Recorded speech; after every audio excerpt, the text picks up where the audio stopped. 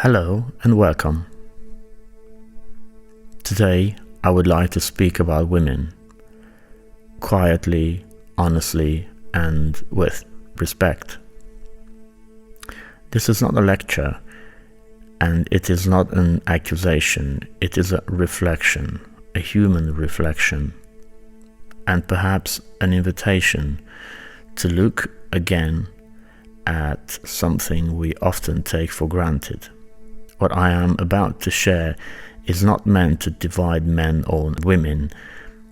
On the contrary, it is meant to deepen understanding between us, to cultivate gratitude, and ultimately respect, beginning with the obvious, yet often ignored.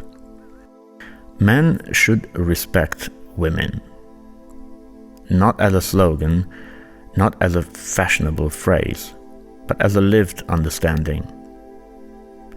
At the most basic level, every man alive owes his existence to a woman.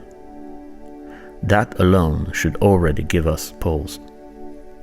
But the reality goes far deeper than biology. Women are, on average, physically less strong than men.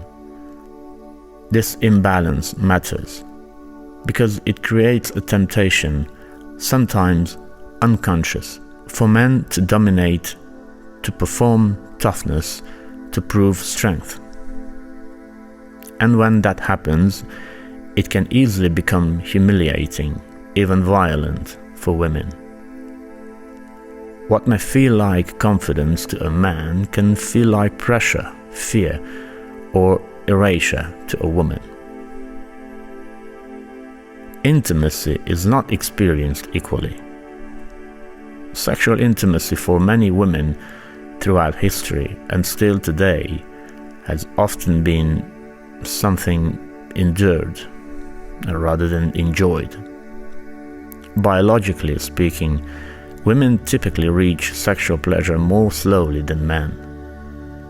Many do not reach it at all, especially if their partner is impatient, rough, or emotionally disconnected. I will not be graphic here, but I trust that listeners understand what is implied.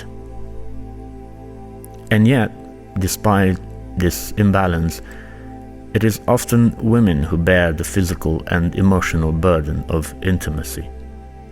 In many cases, conception itself was not even planned.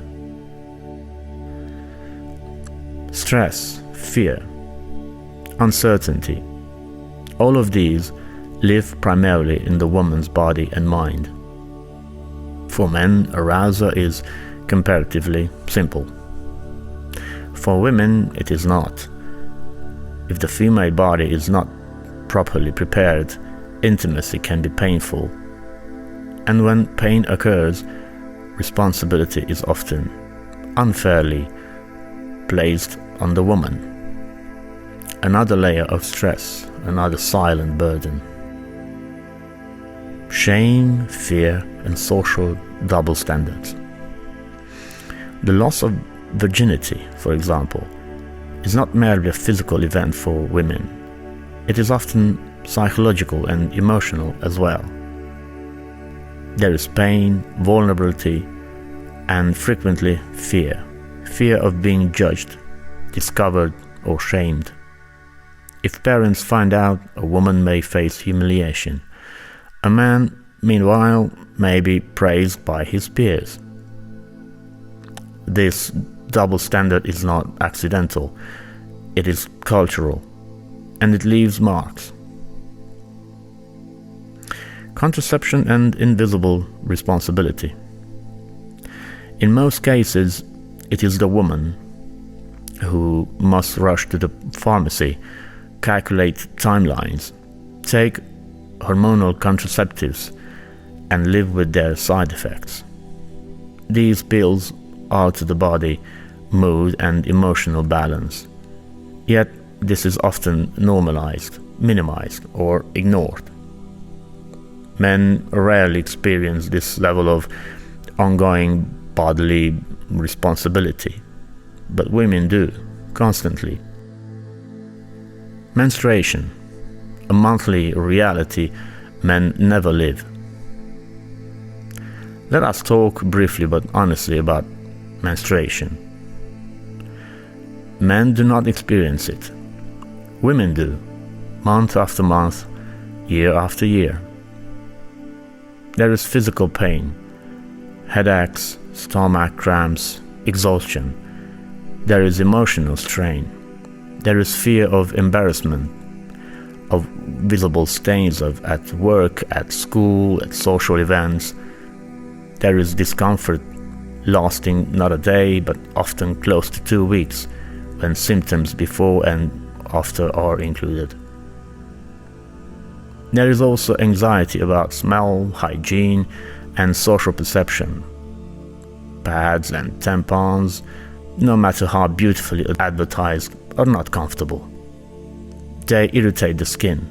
They must be changed frequently. They restrict movement, clothing, spontaneity. And yet, life goes on. Work goes on. Expectations remain unchanged. Pregnancy, when the body becomes public property. Even with protection, pregnancy can arrive unexpectedly. And with it, nausea, hormonal shifts, emotional vulnerability. This does not happen to men, it happens to women. If the child is kept, the woman's body and psyche begin a profound transformation. Medical examinations follow, often deeply uncomfortable, sometimes shame-inducing. Complications, if they arise, place further strain on mental health. And still, many women continue working, caring for other children, managing households, sometimes even fulfilling sexual expectations. Despite exhaustion or discomfort, cravings appear. The body changes shape, weight increases, and with that often comes sadness, insecurity, fear of no longer being attractive to partners, to friends, to society. Meanwhile, men's lives often continue largely unchanged. The final weeks and the act of birth. In the final weeks of pregnancy, the body is heavy, tight, and tired. Sleep becomes difficult or impossible. Eating becomes painful. The baby moves, sometimes beautifully, sometimes painfully.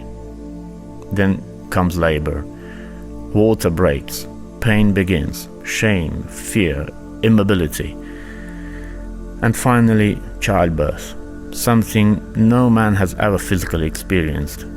The pain alone is beyond easy description. And sometimes it involves surgical cuts or even a cesarean section, a major operation that requires cutting through the abdominal wall.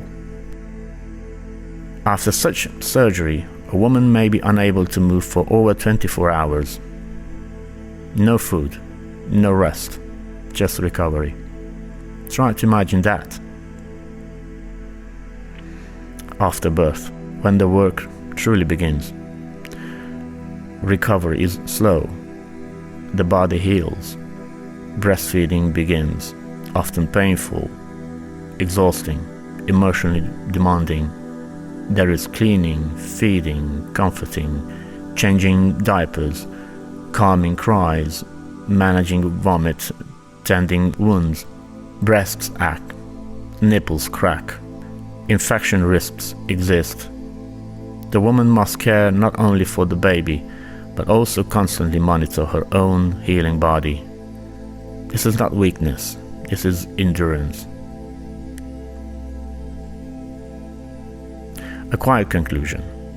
Men often have no true understanding of what women go through, simply so that we may exist as sons, partners, and fathers. We may not know why some of us were born male and others female, but we do know this: men receive endlessly from women.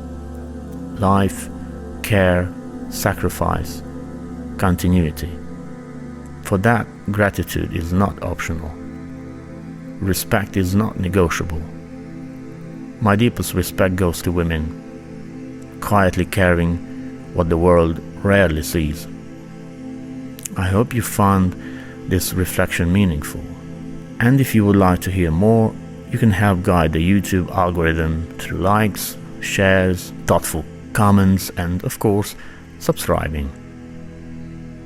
Thank you sincerely for listening.